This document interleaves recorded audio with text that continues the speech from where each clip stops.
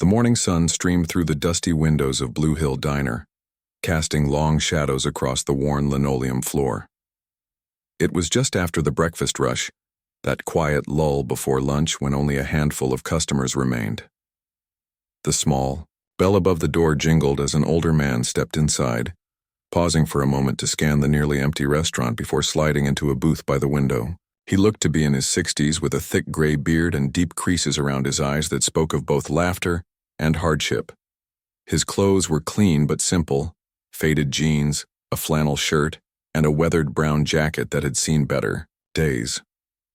Nothing about him suggested wealth or importance. He was just another face passing through this small town on the outskirts of Boston. Lily, the waitress on duty, grabbed a menu and made her way over to his table. At 23, she carried herself with the weariness of someone much older. Dark circles shadowed her eyes and her brown hair was pulled back in a practical ponytail. She had been on her feet since 5 that morning, but still managed a genuine smile as she approached the stranger. "Good morning," she said, placing the menu before him. "Coffee to start?" The man looked up, studying her face for a moment before nodding. "Please. Black is fine." As Lily poured his coffee, the man noticed how she paused to help an elderly woman at another table who was struggling with her purse. Without being asked, Lily gently helped the woman find her glasses case, then adjusted her water glass to be within easier reach. It was a small kindness done without thought of reward or recognition. Something about the gesture made the man's chest tighten. It reminded him of someone, a girl with the same thoughtful manner, the same instinctive kindness toward others. His daughter, Rose, the daughter he hadn't seen in 7 years. "You ready to order?" Lily asked, returning to his table. "Just eggs and toast," he said. "However the cook likes to make them." Lily jotted down the order and moved away. The man, who called himself Robert now, though that wasn't his birth name, watched her as she worked. 7 years ago, he had been Thomas Chen, head of Chen Global Investments with offices in 12 countries and a personal fortune that had landed him on magazine lists of the world's wealthiest people. He had lived in a house with 22 rooms and employed a staff of 14. His face had appeared in business journals and on news programs. Now no one gave him a second glance. His former board members had made sure of that when they threatened his family and forced him to run. The official story, the one plastered across headlines, was that Thomas Chen had embezzled millions before disappearing to some tropical tax haven. Only Thomas knew the truth. He had discovered his board's connections to money laundering operations, and when he'd threatened to expose them, they had made it very clear what would happen to his wife and teenage daughter if he didn't disappear. So he had vanished, leaving behind nearly everything except for enough cash to establish a new identity. He had arranged for trusted associates to transfer funds to his family, funds that clearly had never reached them, based on what his private investigators had learned. The betrayal still burned in his gut like acid. Lily returned with his breakfast, setting the plate down carefully. "Anything else I can get you?" "No, thank you," Robert said. He glanced at her name tag, though he already knew her name from his weekly visits. He had been coming to this diner for 3 months now, ever since his investigators had tracked his daughter to this town. But he had been too much of a coward to approach her directly, unsure what he would say after so many years of absence. Robert ate slowly, watching as Lily moved between tables with practiced efficiency. Despite her obvious exhaustion, she took time with each customer, joking with the regulars, patiently repeating the daily specials for an elderly man who couldn't hear well, wiping up a spilled drink without making the embarrassed child feel worse. When he finished his meal, Robert pulled out his wallet. The bill was $12.75. He placed a $100 bill and a $50 on top of the check, then stood to leave. Lily hurried over, thinking he had made a mistake. "Sir, wait, this is too much." Robert smiled, the first genuine smile to cross his face in days. "It's not a mistake," he said quietly. "You deserve this more than I do." Lily's eyes widened in surprise. "But this is almost 150. "I've been watching how hard you work," Robert said. How kind you are to everyone. It reminds me of someone I used to know." Lily seemed at a loss for words, clutching the money in her hand. "I don't know what to say, thank you." As she leaned forward, something slipped from beneath her uniform collar, a golden pendant on a delicate chain. Robert's heart stopped. The world around him seemed to freeze, sounds fading to nothing as he focused on the small heart-shaped locket with its tiny diamond at the center. He knew that pendant.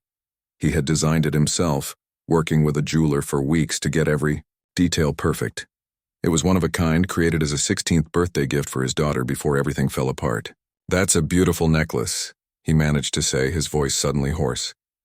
Lily's hand went to the pendant, her fingers curling protectively around it.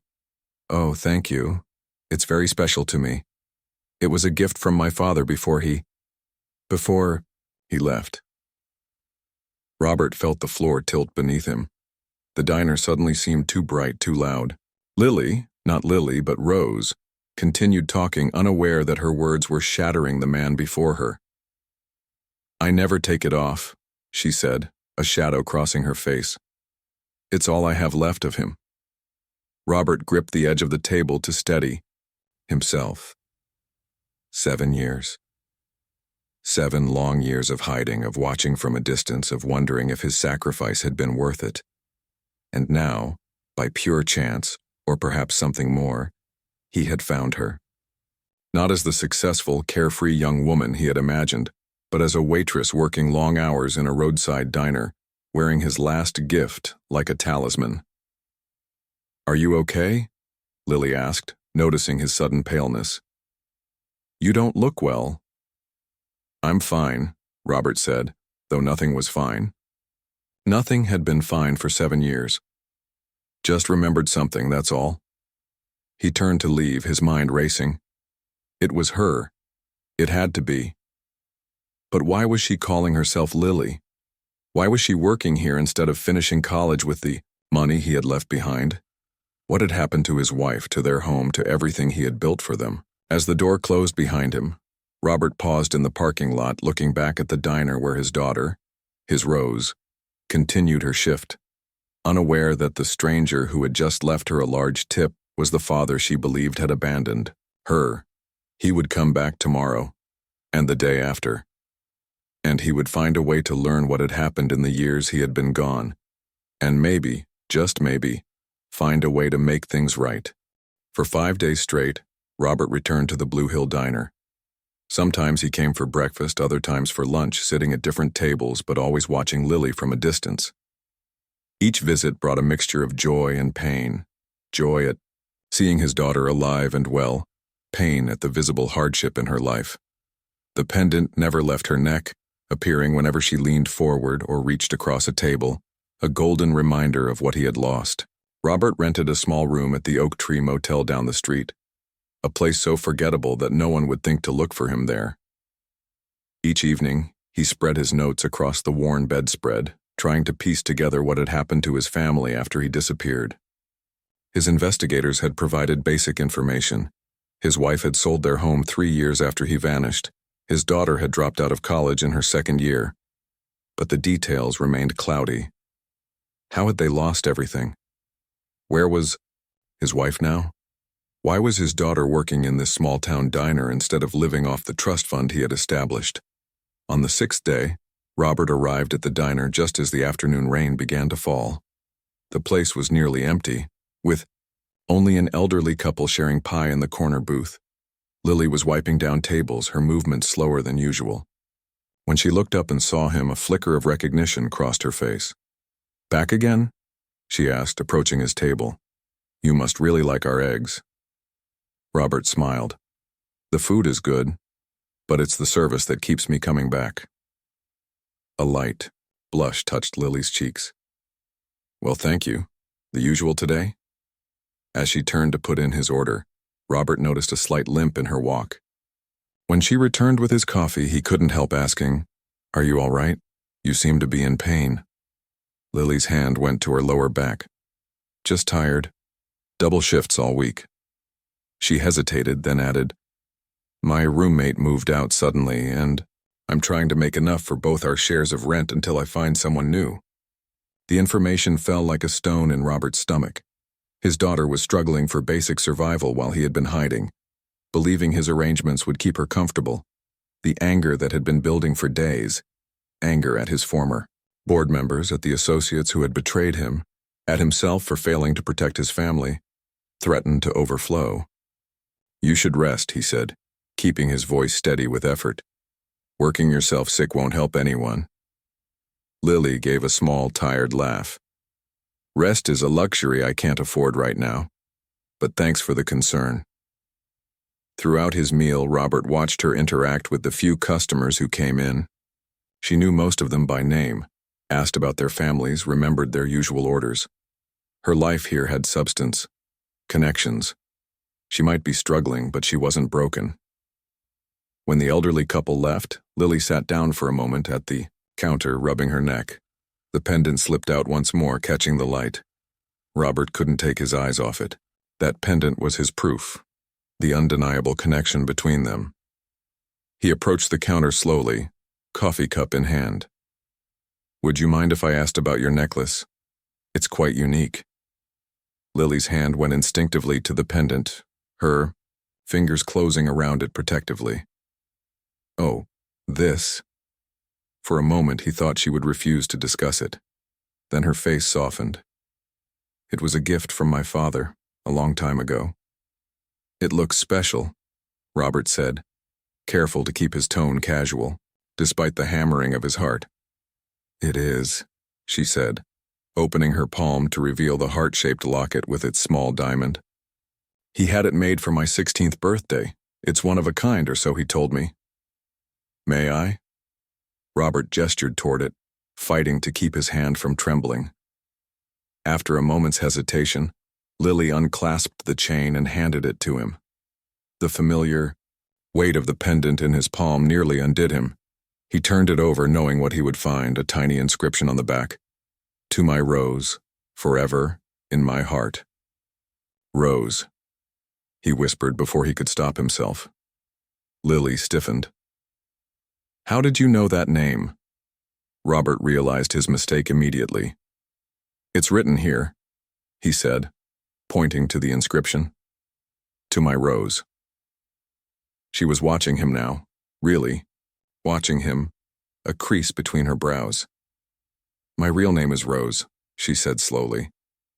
"Rose Chen. I started going by Lily after my dad disappeared.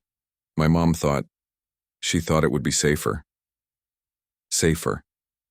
The word cut through him like a knife. They had been afraid, even after he left to protect them. "What happened to your father?" Robert asked, his mouth dry. A shadow passed over her face. "He abandoned us. At least, that's what everyone said. He was a big-shot businessman who got caught doing something illegal and ran away before he could be arrested." She shrugged, but he could see the old pain in her eyes. "I never believed it, though." "You didn't?" "No." Her voice grew quiet. "He wasn't perfect, but he wouldn't just leave us. The night before he disappeared, he came to my room to say goodnight like he always did. He seemed worried about something. He hugged me for a long time and told me to always remember that everything he did was for me and Mom." Her fingers traced the edge of the pendant that Robert had returned to her. The next morning, he was gone. A lump formed in Robert's throat. She had understood. Somehow his daughter had understood what he couldn't say. "What makes you so interested in my pendant anyway?" Lily asked suddenly, her eyes narrowing with suspicion. "Who are you really?" The question hung in the air between them. Robert stood frozen, years of careful hiding warring with the desperate need to tell her everything. Before he could decide, the door chimed as new customers entered. "I have to get back to work," Lily said, slipping the pendant back around her neck. But she paused, studying his face intently. "You know, there's something familiar about you. Have we met before?" Robert shook his head, not trusting himself to speak. Now wasn't the time, not with customers waiting, not in the middle of her shift when she needed to focus on her job. "I just have one of those faces," he managed to say. "Thank you for showing me the pendant. It's truly beautiful." As Lily moved away to greet the new customers, Robert left enough money on the counter to cover his meal and a generous tip. He needed time to think, to plan his next move carefully. Simply blurting out his identity could do more harm than good after so many years. Outside, the rain had stopped, leaving puddles that reflected the cloudy sky. Robert walked slowly back, to his motel, his mind racing. She hadn't believed the lies about him. Despite everything, despite all the years and hardship, his daughter had kept faith in him. She had kept his last gift close to her heart. Tomorrow, he decided. Tomorrow he would find a way to talk to her privately. Tomorrow he would begin to tell her the truth. Until then, he had research to do. He needed to know exactly what had happened to his wife and daughter after he disappeared, needed to understand what they had endured because of his absence. For the first time in 7 years, Robert allowed himself to feel something like hope. He had found his daughter. Soon he might find a way back into her life, not as the wealthy businessman he once was, but as the father who had never stopped loving her. Robert arrived at the Blue Hill Diner 15 minutes before the end of Lily's shift. He had spent the entire day preparing for this moment, rehearsing what he would say, how he would explain his 7-year absence.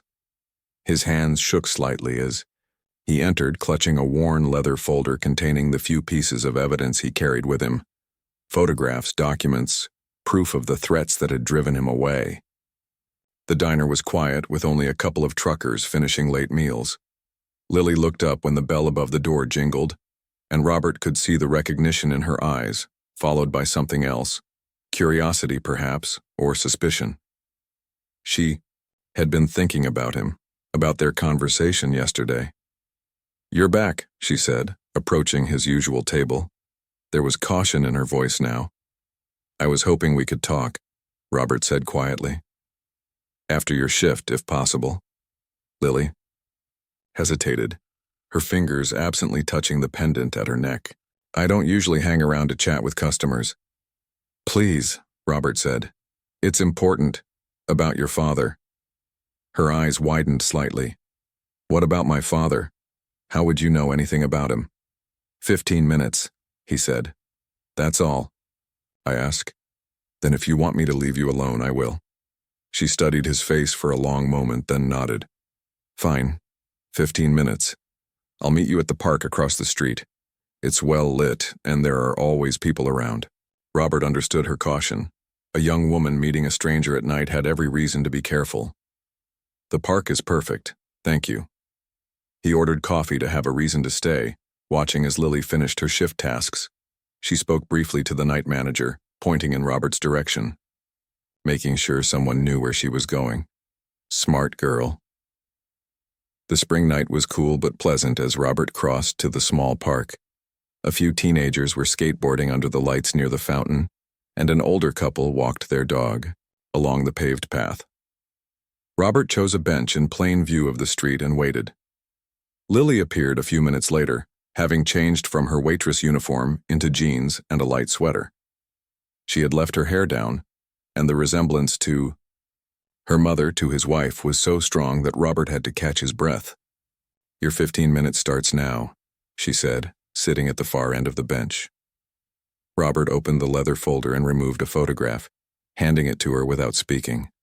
It showed a younger version of himself standing beside a beautiful woman with dark hair, his arm around her shoulders.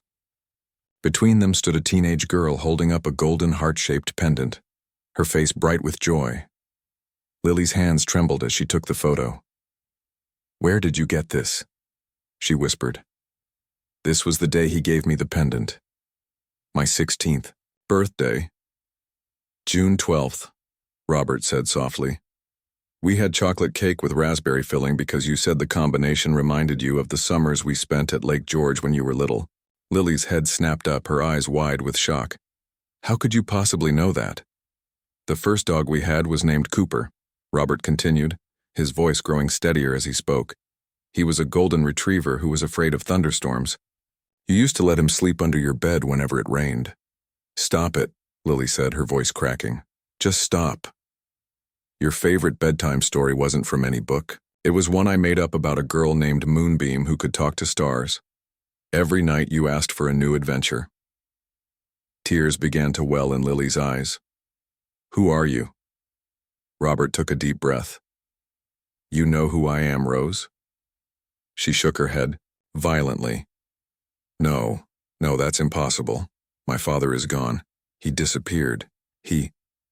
I never wanted to leave you, Robert said, fighting to keep his own emotions in check.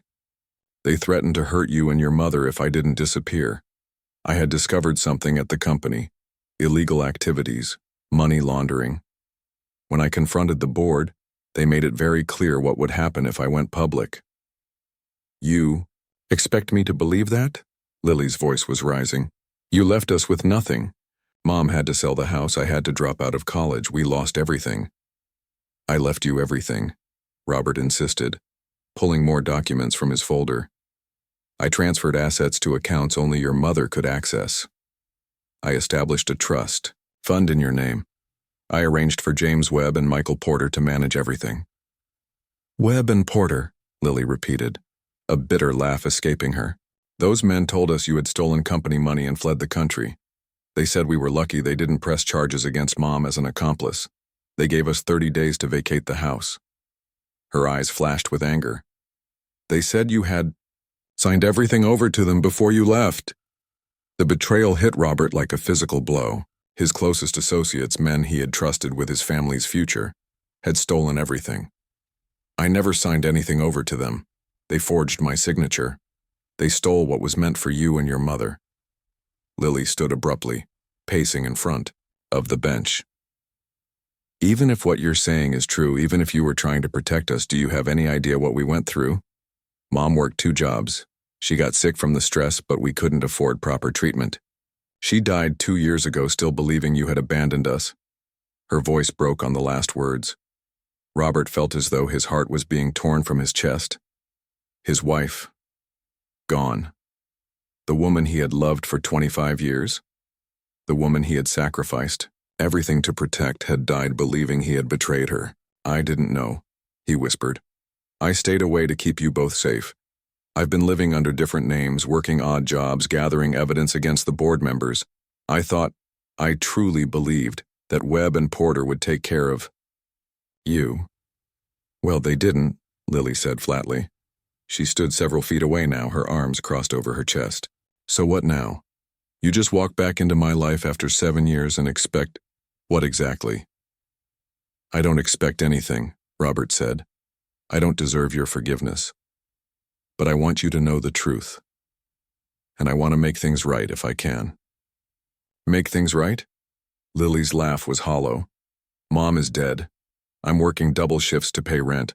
I had to drop out of college with student loans I still can't pay off. How exactly do you plan to make that right? Robert reached into his folder one last time and pulled out a thick file. This is everything I've gathered over the last 7 years. Bank records, transfer documents, emails between board members discussing the threats against our family, proof that Webb and Porter stole what was meant for you. He held it out to her. With this, we can take them to court. We can reclaim what they stole. Lily made no move to take the file. And then what? We just become one big happy family again? It's too late for that. I know, Robert said quietly. I know it's too late for many things. I can't bring your mother back. I can't give you back the years we lost. He set the file on the bench between them. All I can do is offer you the truth and a chance at justice. They sat in silence for several long minutes, the sounds of the skateboarding teenagers and distant traffic filling the space between them. Finally, Lily reached for the pendant around her neck, opening the small heart to reveal the tiny photo inside. The 3 of them, smiling, together. I never took it off, she said softly. Even when I was angriest at you. Even when I needed money so badly I considered selling it, I couldn't let it go. Because deep down you knew, Robert said. You knew I wouldn't have left without a reason. Lily closed the locket and looked up at him, really looked at him, seeing beyond the beard and the weathered face to the father she had lost. I need time, she said finally. It's too much to process all at once. Of course, Robert said, relief washing over him that she hadn't simply walked away. Take all the time you need. I'll be at the Oak Tree Motel, room 14, whenever you're ready to talk again. As Lily picked up the file and stood to leave, she paused. The lake house, she said suddenly. What was the name of the family who owned the cabin next to ours? Robert smiled slightly, recognizing the test. The Patels. Their son Nick taught you how to fish off the dock when you were 9. A single tear slipped down Lily's cheek. It really is you, she whispered, and for the first time in 7 years, Thomas Chen felt the fragile beginning of hope. 3 days passed without a word from Lily. Robert stayed in his motel room, venturing out only for meals and never returning to the diner. He wanted to give her the space she needed, though every hour without contact felt like torture. Had she looked at the evidence he'd given her? Did she believe him? Or had she thrown the file away, deciding it was easier to keep him out of her life? On the 4th morning, a knock at his door jolted him from a restless sleep. Robert opened it to find Lily standing in the hallway, clutching his file. She looked tired, with dark circles under her eyes suggesting she had slept as poorly as he had. "Can I come in?" she asked, her voice giving away nothing. Robert stepped aside, suddenly conscious of the room's shabbiness. The sagging mattress, the peeling wallpaper, the single chair by the window. "I'm sorry it's not more comfortable." Lily glanced around, taking in the sparse furnishings and the neat stack of papers on the small desk. "You've really been living like this for 7 years?" "Different motels, different towns," Robert said with a shrug. It was safer to keep moving.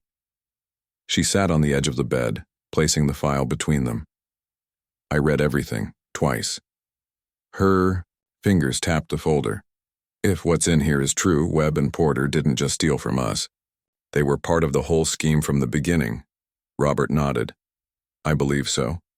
They were the perfect plants, my closest associates, the last people I would suspect." "I remember them," Lily said, her voice distant with memory. "Always at our house for dinner, bringing me birthday presents. Uncle Jim and Uncle Mike, I called them." Her expression hardened. "While I was working night shifts to pay for Mom's medication, they were living in mansions bought with our money." "I'm so sorry about your mother," Robert said quietly. "If I had known how bad things were—" "You couldn't have known," Lily interrupted. "You were hiding, trying to stay alive." She hesitated, then added reluctantly, "I understand why you left. I don't like it, but I understand." Relief washed over Robert. It wasn't forgiveness, not yet, but it was acknowledgement. A start. "Thank you." "I'm not doing it for you," Lily said quickly. "I'm doing it for Mom. She deserved better than what happened to her." "She did," Robert agreed. "She was the strongest, kindest person I've ever known." For a moment, they sat in silence, both lost in memories of the woman they had loved. Finally, Lily pulled a worn envelope from her pocket. "Mom wrote this letter about a year after you disappeared," she said, handling it carefully. "She never mailed it because she didn't know where to send it. She kept it in her nightstand until the day she died." With trembling hands, Robert accepted the envelope. Inside was a single sheet of paper covered in his wife's familiar handwriting. "Thomas, the lawyers say I should hate you for what you've done. But I can't bring myself to believe you would abandon us without reason. I keep thinking about our last night together. How you held me too tightly. How your eyes looked so sad when you thought I wasn't watching. You were saying goodbye, weren't you? Rose wears your pendant every day. She defends you to anyone who will listen, insisting there must be a mistake. She has your stubbornness. Whatever made you leave, I hope you found peace. We are managing, though it's harder than I let Rose know. I've taken a second job at the hospital. The extra income helps, and the insurance is better for my treatments. If you ever find your way back to us, there will be a place for you. Not the same place, too much has changed for that, but a place nonetheless. I still love you despite everything." Helen Robert pressed the letter to his chest, unable to speak through the tightness in his throat. His wife had known. Somehow she had understood there was more to his disappearance than the story Webb and Porter had spread. "She got sick about 4 years after you left," Lily said, watching him carefully. Breast cancer, we caught it early, but the treatments were expensive. The insurance helped, but there were still bills. So many bills. Why didn't you sell the pendant? Robert asked, genuinely curious. It's worth at least $15,000. Lily touched the pendant through her shirt. Mom wouldn't let me. She said it was the one thing we had to keep no matter what. She smiled faintly. She called it our lucky charm, said that as long as we had it, we had hope. Robert folded the letter carefully and returned it to Lily. I want to make this right. Not just the money, though that's part of it, but everything. How?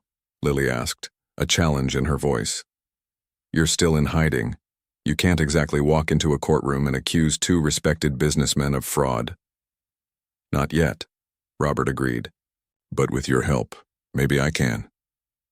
He moved to the desk and picked up the stack of papers he'd been working on.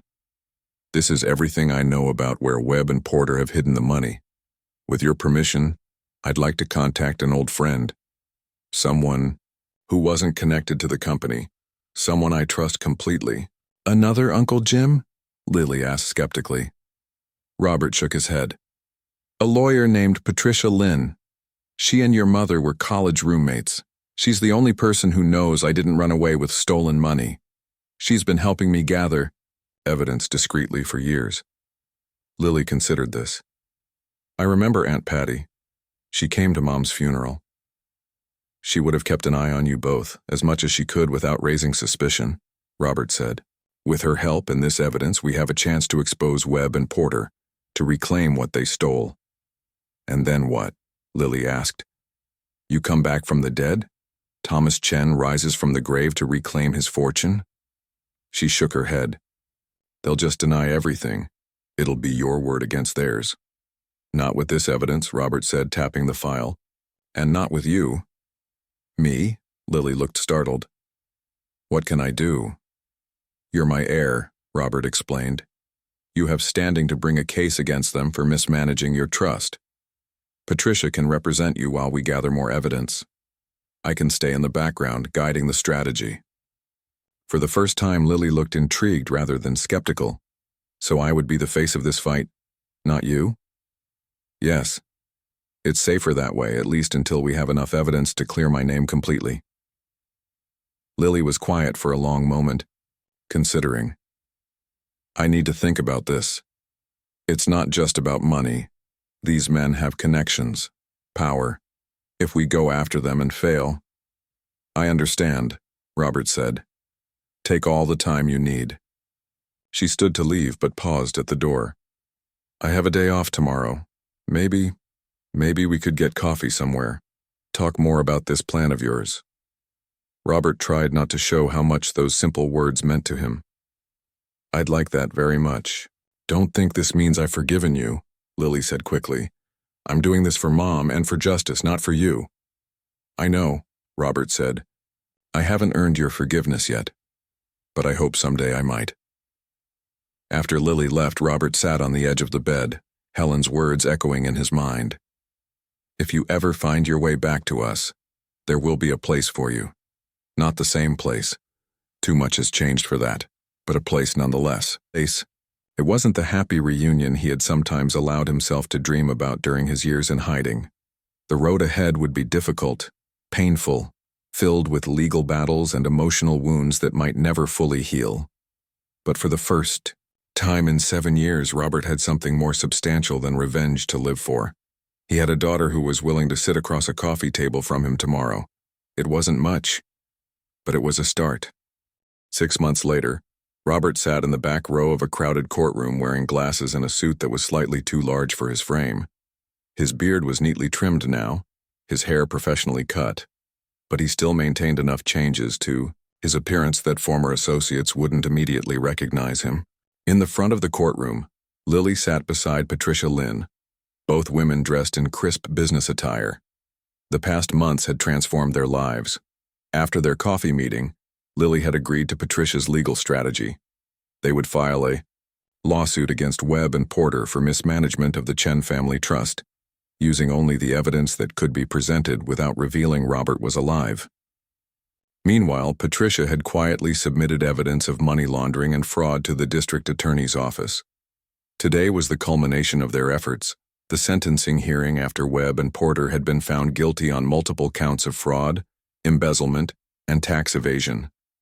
The evidence had been overwhelming once investigators began digging, with Patricia guiding them to exactly the right places to look. "All rise," the bailiff called as the judge entered the courtroom. Robert stood, his eyes fixed on the back of Lily's head. How much had changed in half a year? Their relationship remained complicated, wounds healing slowly, trust being rebuilt one small piece at a time. They met for dinner once a week, careful conversations that gradually became more comfortable. Lily had started calling him Dad again, though sometimes she still slipped and called him Robert. He treasured both, knowing he had earned neither. The judge settled into his chair and addressed the courtroom.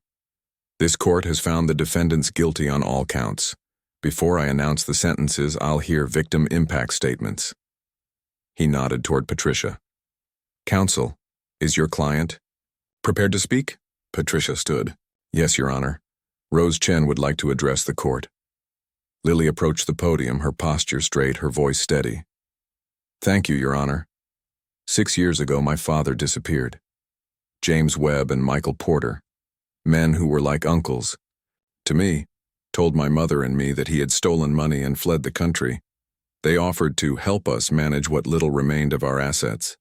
She paused, looking directly at the two men in expensive suits seated at the defense table.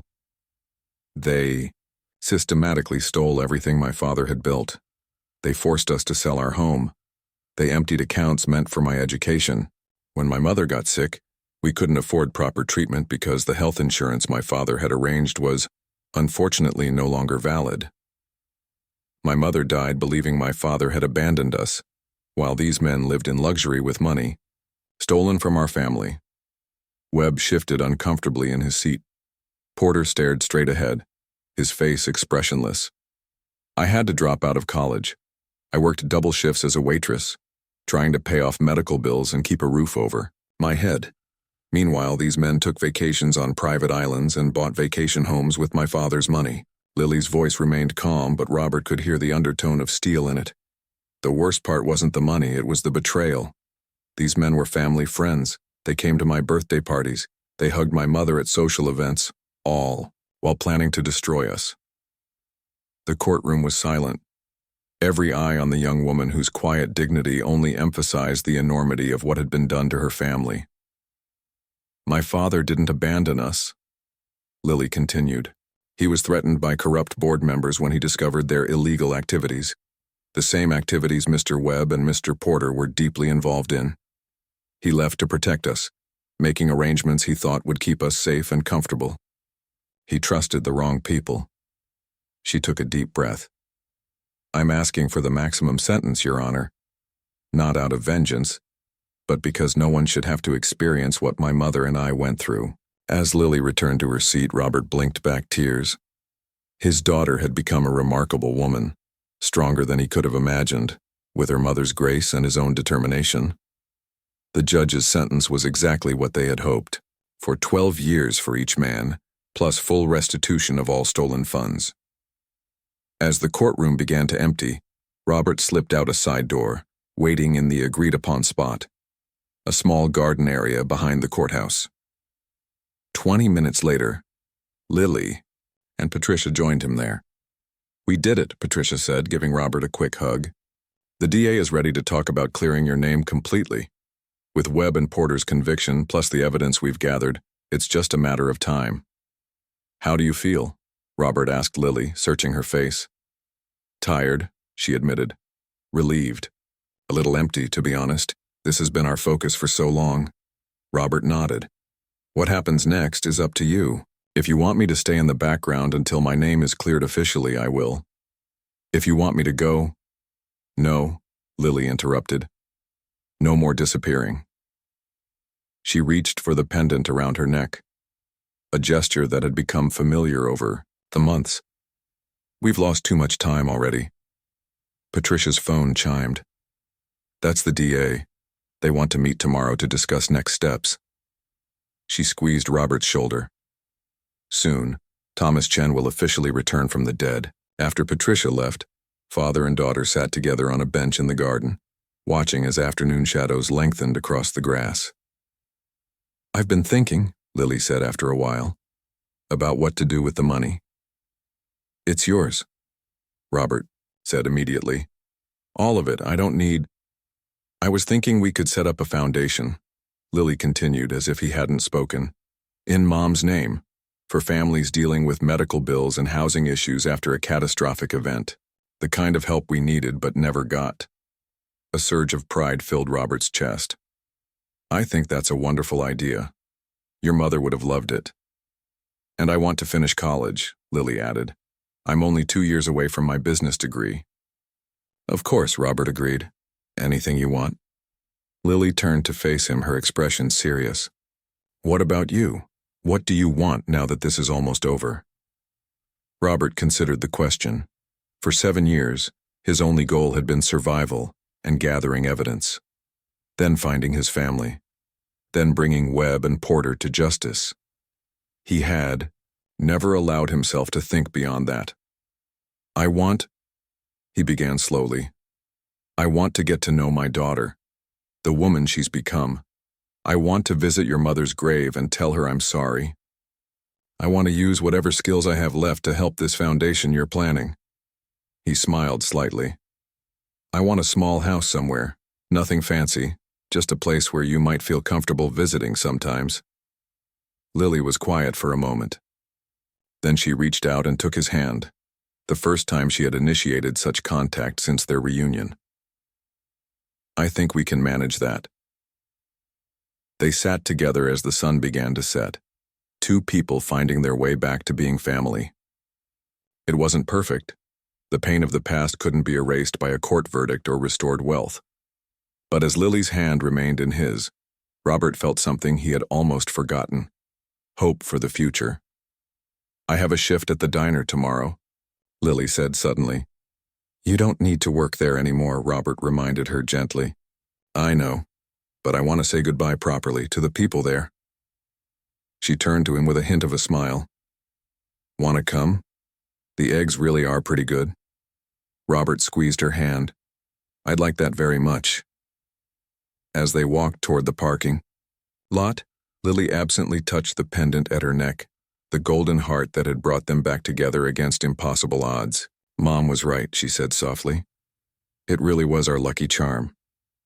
Robert thought of all the terrible turns their lives had taken and the unlikely chain of events that had reunited them.